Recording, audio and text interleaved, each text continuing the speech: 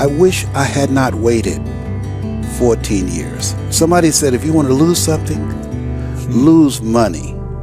You can get that back. 8 out of 10 millionaires have been financially bankrupt. Walt Disney filed bankruptcy 7 times and had 2 nervous breakdowns.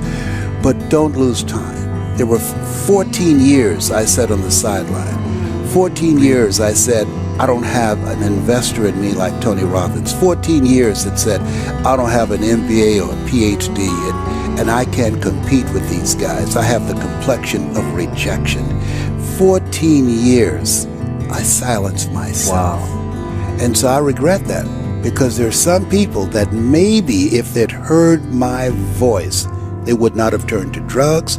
If they'd heard my voice, their lives would have taken a different direction. And I can't get those 14 years back. That haunts me, and I think that drives me when I speak with such energy. I'm trying to make up for that time, but I can't.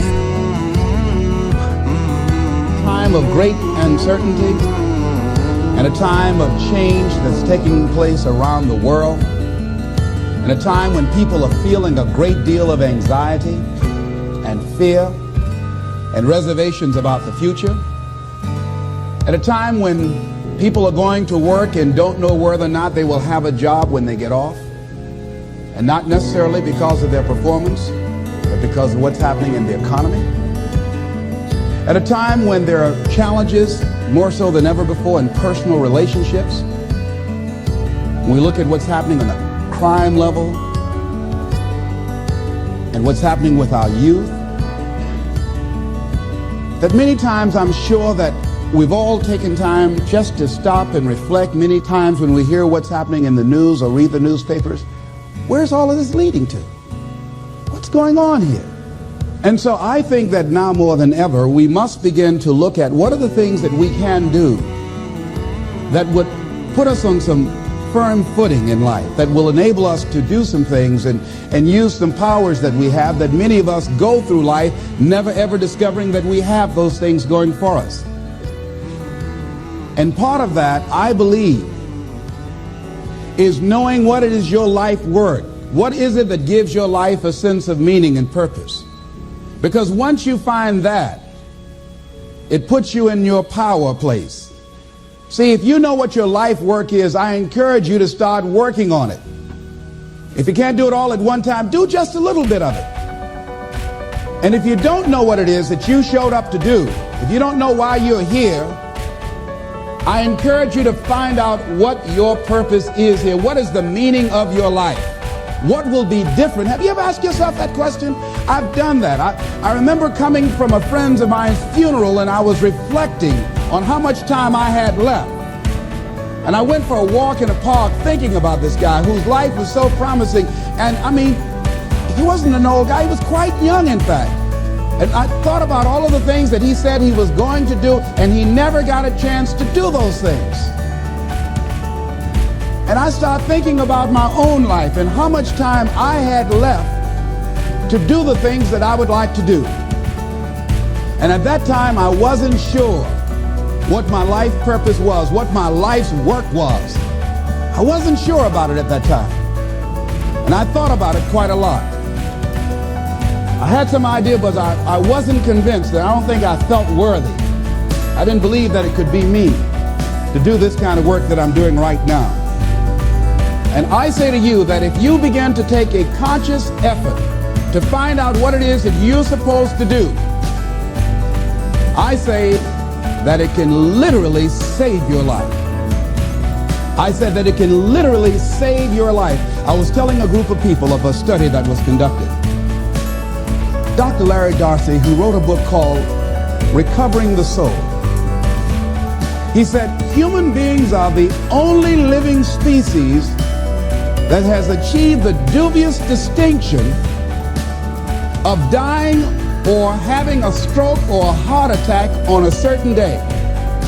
If you ask most people, what would you say the primary cause of why people will have a heart attack or stroke? Many people will say, well, because they smoke cigarettes, or because of high cholesterol, or because of stress, or because of obesity, and all of those things are contributing factors. But ladies and gentlemen, more heart attacks take place in this country on Monday morning between 8 and 9 a.m.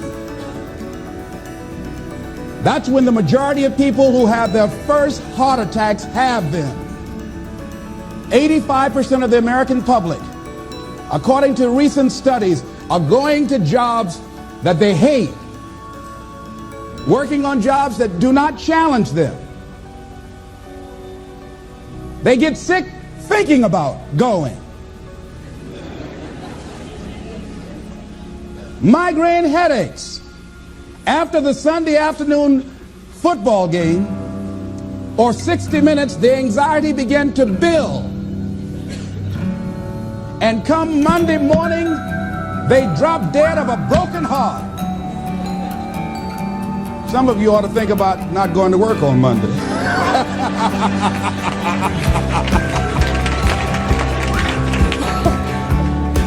Think about that. People are literally dying to go to work.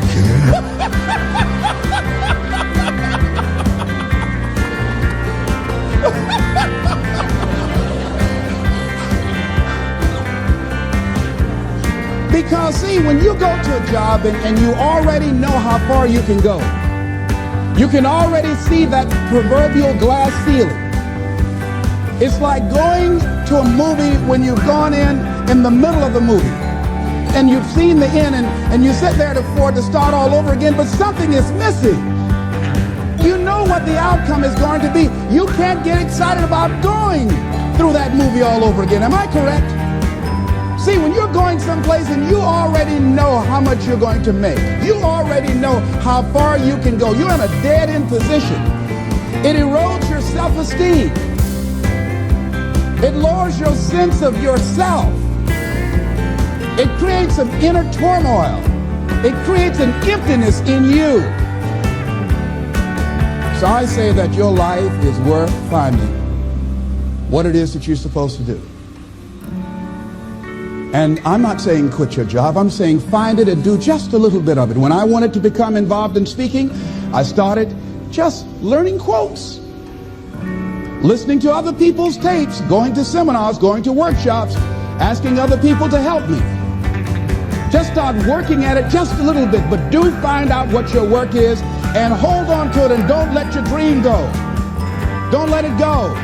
See, and here's something else I want you to begin to look at. Why is it that most people don't pursue their dreams or don't do better than what they're doing if they're capable of doing it? I think that many of us don't go the next step because we don't know what to do yet. And I say that the reason that we don't even explore the possibility of what to do is because subconsciously we don't believe that it can happen for us and we don't believe that we deserve it. So here's what I'm suggesting. How much time do you spend working on you? How much time do you spend every day working on your dream? In the last 90 days, how many books have you read? In the last year, what new skill or knowledge have you acquired? What kind of investment have you made in you? So I'm saying that as you begin to look at where you want to go, if you want to make it today, and things are changing so fast, you have to literally run to stand still. I'm saying that you've got to make some conscious effort to begin to work to develop you. Here's something else. Most people are not living their dreams because of fear, ladies and gentlemen. I was in Columbus, Ohio yesterday speaking for a particular Ohio department. A young lady named Karen who greeted me, who organized the event. Very talented, very skillful. And she was talking about she wanted to become involved in the consulting business. I said, why aren't you doing it? I said, you have the abilities. I said, you're not here because they like you. You're here because you're doing the job. You're making things happen. And she came up with all kinds of ideas, but finally she said, I guess I can't see myself doing it. I guess I'm afraid. Fear, limited vision, and lack of self-esteem is what keep most people doing things they don't want to do. I flew from Columbus, Ohio to Denver, Colorado to a major communications company And the person that picked me up at the airport told me about the fact that the company was planning on having a major downsizing. And they offered some of the employees there an early retirement, and some of them will earn as much as $300,000. And they said, this is the last time that you can take this offer. If you don't do it when we have the downsizing, you might be among those who will lose their jobs, and all you will get is your severance pay. And only 50% of the people who were eligible to take the $300,000 took it. The others were afraid to take a chance on themselves. The others couldn't see themselves beyond that company. They couldn't see life after that company. The same reason that people stay in relationships where they're abused or they're unhappy or it's unfulfilling. They can't see themselves beyond that relationship. They can't see themselves enjoying life without that person. They think that this is all that they can do. The same reason that people get stuck at a certain level in life. They can't see things being better for them. And they think that this is it and this is all they deserve. This is all they've ever seen. It's been passed on to them. And they think that this is it for them. Oh no. I was looking what Dr. Blanton, Smiley Blanton, who is a colleague of Dr. Norman Vincent Peale, what he said about fear. He said, fear is the most subtle and destructive of all human diseases. Ladies and gentlemen, fear kills dreams. Fear kills hope. Fear put people in the hospital. Fear can age you. Fear, ladies and gentlemen, can hold you back from doing something that you know within yourself that you're capable of doing, but it will paralyze you. And it seemed like you're in a hypnotic spell. And I ask you a question, what is the benefit? What's the benefit of allowing fear to hold you back? What's the benefit of giving up on yourself, of not stepping out on life and taking life on? What is the benefit for you? What's the plus in that? It's one of the things I had to ask myself. So I didn't want to make any mistakes. I wanted everybody to like me. I wanted to be perfect the first time I did something. It's not going to happen. You're going to make some mistakes. You're going to hurt some folks' feelings. You're going to create some enemies whenever you decide that you want to begin to take life on. You've got to ask yourself, how long am I going to allow this to hold me back? I like what Zig Ziglar says. He said, fear is false evidence appearing real. That is an illusion that we create in our mind. It is a state of mind that can be changed. So let's look at how we can begin to take some steps to restructure that fear, to begin to expand our visions of ourselves, to begin to increase our self-esteem. Webster said that self-esteem means confidence and satisfaction in oneself. Look at your life right now. Whatever you've done up to this point in time, your life is working. Whatever you have produced, it came out of you as a result of the kind of person that you have become. It's a result of your choices. It's a result of your consciousness. Now you have to ask yourself, are you satisfied with what you have produced? Is this what you want? Would you like for things to be better than this? Do you believe that you deserve better than this? Or are you content? This is it. You don't have to do anything else. That you'll already resign yourself in life and say, well, I'm happy. I'm not starving like the people in Calcutta. Are you allowing yourself to get off the hook like that? Or do you believe somewhere in the back of your mind or in your heart that there's some other great work for you to do? There's something else that life has for you. And that's why you're here. How do we handle this fear factor? How do we increase our self-esteem? You have to begin to fortify yourself. How do we do that? I believe that you have to begin to consciously monitor your inner conversation and start talking to yourself. Start building yourself up. Sometimes the only good things you will hear about you are the things that you say to you.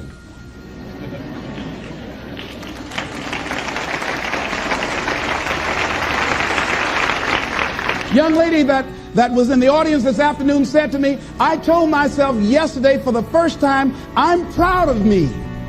And she said, I felt good about that. So I'm saying learn to be your own booster. Start building yourself up. Start encouraging yourself. Start saying, I can do this. I can make this happen. When I started thinking about becoming a speaker, I said, yes, I can do this.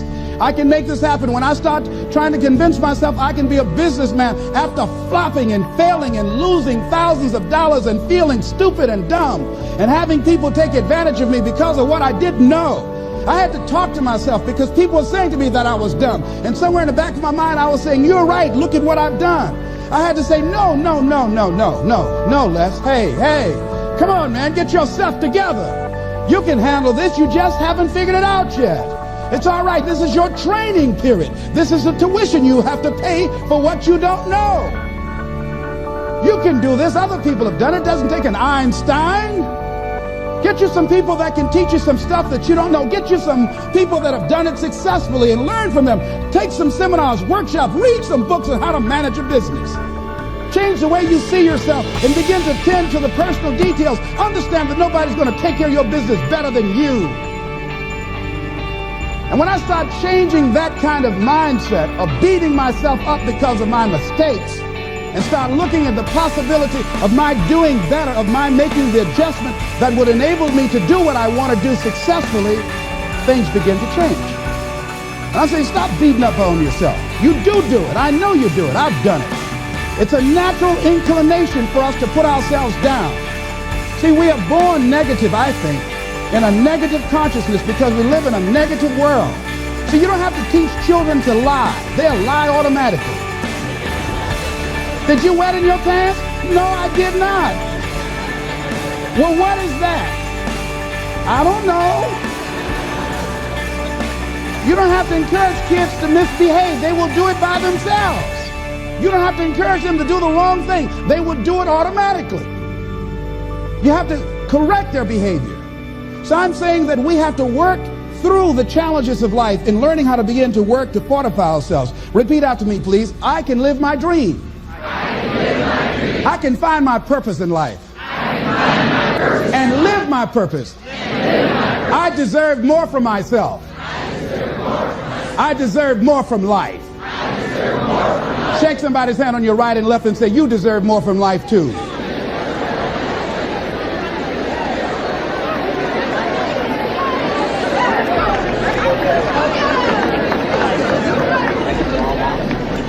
Here's some other things, ladies and gentlemen. Begin to guard your mind against negative programming, like turn off the television. Don't watch the news. Don't watch it. I think that more people have a sense of hopelessness and anxiety about life. If you look at the news, you cannot feel good looking at the news. You'll be scared to death. You're scared to go to sleep. I mean, it turns your power down. You've got to be conscious of that. Don't pick up the newspaper and read it. No. Just try this. Just experiment with yourself. Now, if your job depends upon you knowing certain things, let somebody tell you just about those things. But start filtering the stuff you allow to come in your mind. You know that song you used to have? Say, don't let nobody bring you no bad news. I tell my staff, look here, don't tell me any bad news while I'm on the road. Let me handle it tomorrow. I don't like anybody to tell me any bad news at night before I go to sleep. I can't do anything about it anyhow. Why let me go to sleep with that on my consciousness? No, and my staff, they know that. They let it wait till tomorrow. And I have a period of time. Tell me bad news between 10 o'clock and 12 noon. After I prayed and meditated and read my books, I'm fortified. I'm ready to handle it. I deal with it, and I'm out of there, and I'm going on to something else. So you've got to guard the kinds of things that you put in your mind. See, if you don't program your mind will be programmed because human beings are goal-oriented. That's why we die of broken hearts early. That's why we're running through life to early graves. We're going through life, ladies and gentlemen. And I think that Henry David Thoreau said that most men live in quiet desperation. Most of us go through life running scared. Larry DeAngie, who I think is going to be one of the greatest motivational speakers around today, told me a story, a true story of a friend of his, that every day when he came home from school, when he would get to a certain block in his neighborhood, there was a neighborhood dog that would chase him. And that dog would start after him barking. Boy, he would run, just running from that dog every day. Finally, he just got tired of that dog chasing him every day. He said, this dog come around here today, I'm going to take a brick of stuff and bust him in the head. So he was walking home that day, minding his own business. Sure enough, Same area, there was that dog there. And the dog started barking, he started running, he saw a brick and he stopped and picked up the brick and turned around, and the dog got close to him. He realized the dog didn't have any teeth.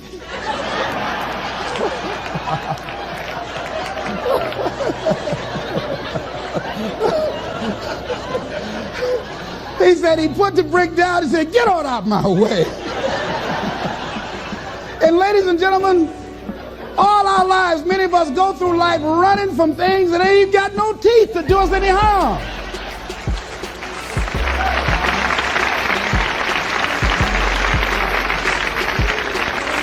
Haven't you been afraid to do something and then after you did it, you say, "Whoa, if I'd known it was this easy, I would have done it before"? Haven't you ever had that experience? Raise your hand.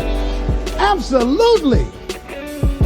So we created this in our minds, false evidence appearing real. We made it real in our minds.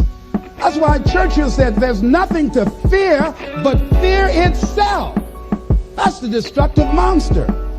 So turn off things that can contribute to your fear. Turn a deaf ear to people that all they can do is talk about how negative things are because they have bought into the consciousness of the world. Start attending workshops, seminars, listening to tapes on a daily basis to begin to recondition your mind, to retrain your thinking. Faith comes by what? Hearing and hearing and hearing. Listen to things that can empower you, that can enable you to create a new reality for yourself, and a new life for yourself. You might appear to be strange around most people. You know, most people think you're strange if you're happy today. People say, "How you doing?" I said, "Better than good." Whoa, what's wrong with him?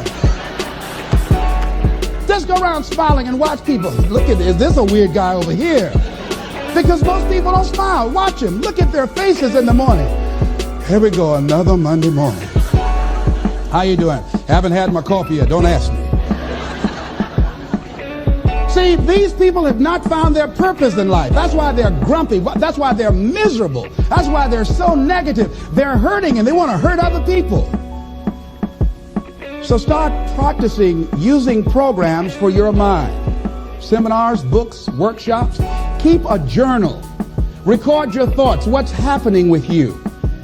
Every day when you get up, have a journal near you. I use a Jack Boland journal so that I can write down my ideas. I keep it by my bed so I can write down my thoughts.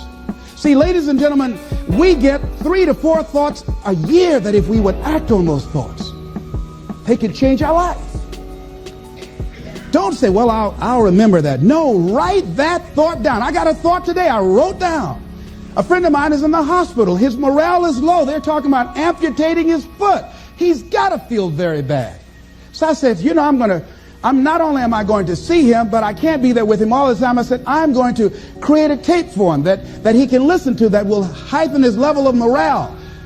We told him the other night, don't go to surgery. You are depressed. Your energy level is down. No, tell him not now. Don't do it now. In fact, most doctors who have any sense of awareness don't perform surgery on patients that are in a state of fear, that don't think they will make it. They wait till they're in a different state of mind. So I said, what about making tapes for people that are facing physical challenges?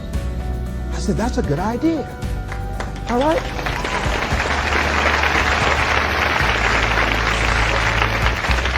See, there are ideas that can come to you out of things that appear to be negative. I have a friend out of Chicago, just met him. He was 23 years old. And this guy, he went financially bankrupt 2 years ago, ruined his credit. Guess what he decided to do?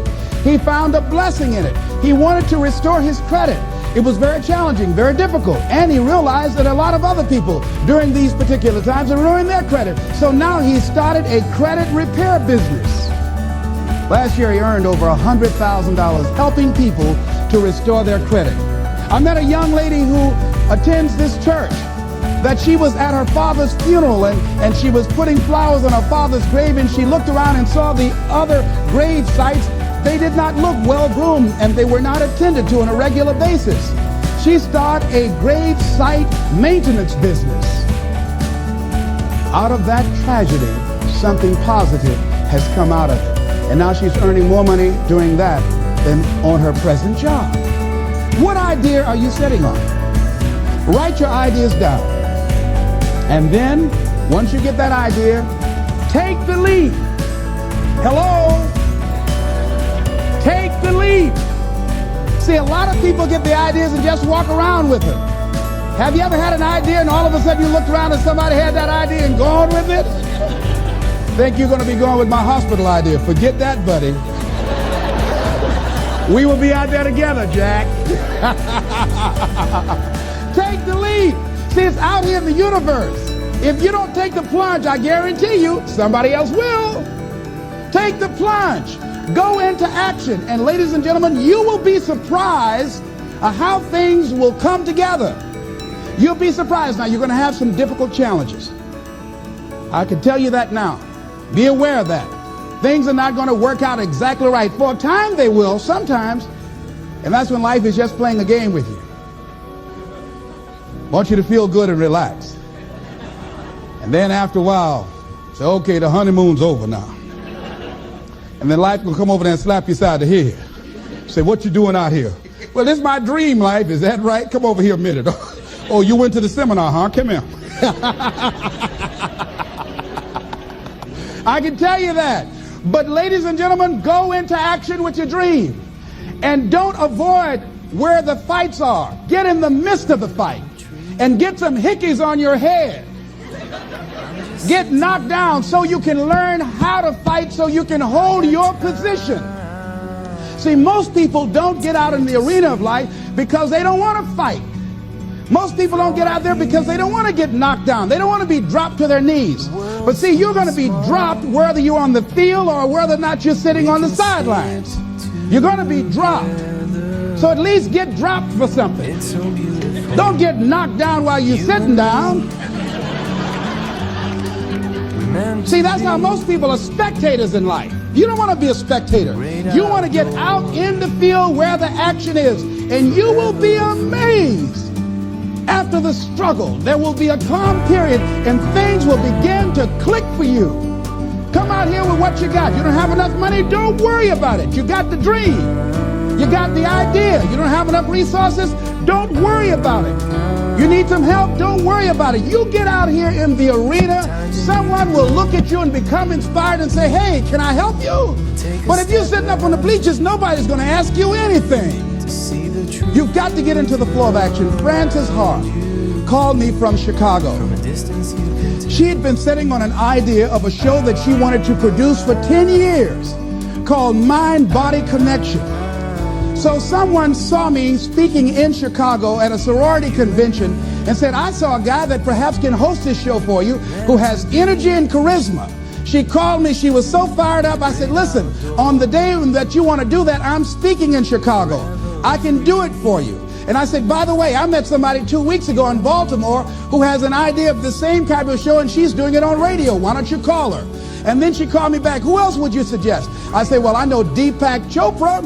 He wrote the book called Quantum Healing, and Bernie Siegel. Could you get his number? I tell you what, I have a friend named Jack Boland at the Church of the Day. He knows how to get in touch with him. Call him, and he will give you the number so you can get in touch with Bernie Siegel.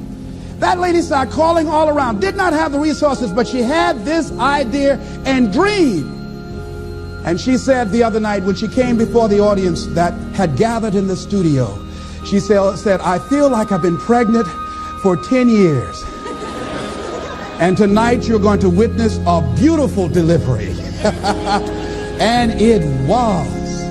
She said, I couldn't believe, Les, how things began to happen, how it all began to come together. And how many of you ever started on some dream and you didn't have all your stuff together, but you just went out there with nothing but faith, and things began to happen for you? Raise your hand if you know what I'm talking about. Ladies and gentlemen, those hands up there, it's proof. The proof is in the pudding. These people have demonstrated it. And if they can do it, you can do it.